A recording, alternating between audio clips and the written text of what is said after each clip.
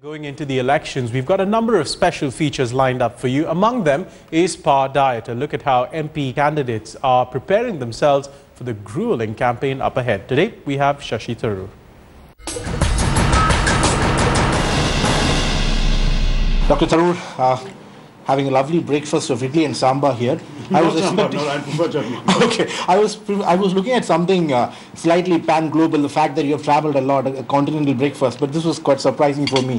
What is the secret of this? You know, I've had idlis for every possible breakfast, including my entire time in New York. I used to make my own idlis. Oh, so you cook too? Lovely. I would soak. The only thing I can cook is idlis. Because it's a question of I'm so passionate about idlis every day. Yeah.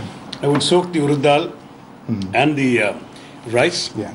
I would grind it myself. Okay. I would let it ferment in the New York climate for 36 hours. Right. Then I would make a whole batch of 80 plus idlis, freeze them, and then thaw them. How would you describe yourself as a politician? Well, when I first entered politics, Mr. Natwar Singh, who had been our foreign minister, told me a story of his own entry into politics when he took his oath of office, having left the foreign service. He came up in a suit or something. So he turned to Mrs. Indira Gandhi and said very apologetically, I'd better get a few bangalas stitched. Right. And she said, no, you better grow a thicker skin. Right. And I think I've been growing a thicker skin. All right. So you would say that you have grown a thicker skin by now. But what it was when you were at the Under-Secretary General in the UN. Oh, yeah. No, in fact, I've had to put up with so many Agni Parikshas that as far as I'm concerned, my skin is sort of tempered like steel by now at the end of all that I've had to put up with. Would you say that you're perhaps the most misunderstood politician around with a lot of things which happened in the first edition of when you were the minister and all those stuff? So do you think you would have been misunderstood mostly? Misunderstood is a very kind word. It looks like I've been misrepresented. Right. I've been portrayed, and perhaps some of it is deliberate, some of it is accidental. Okay.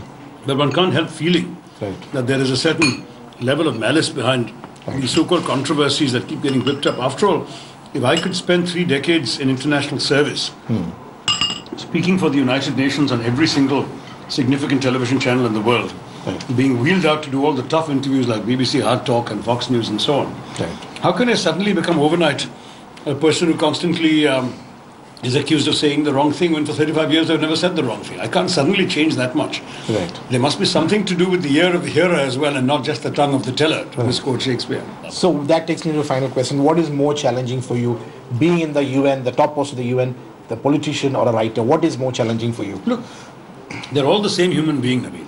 I am the person I am. Right. I react to the world and respond to what I see around me in different ways. Right. Some of those reactions come out in my writing. Some have come out in my world of action for refugees in peacekeeping at the United Nations, and also in politics and parliament and in Thiruvananthapuram as a constituency. These are all manifestations of the same personality. My old boss Kofi Annan always used to say, never look back. What you've done is part of who you are, but keep your eyes focused on what you're doing next. Right. So my focus is on who I am today. Right. I'm an MP, I'm a government minister, I have a constituency I'm accountable to, and I care about the future of the people of India. That's all that I'm focused on. The writing has always been and will have to be incidental. Right. And other things in my life will have to take a back seat to this overriding national priority. Hopefully we have thrown some insight into Shashi Tharoor, the person you are. Thank you for joining us, and all the best for the battle ahead. Thank you, Naveen.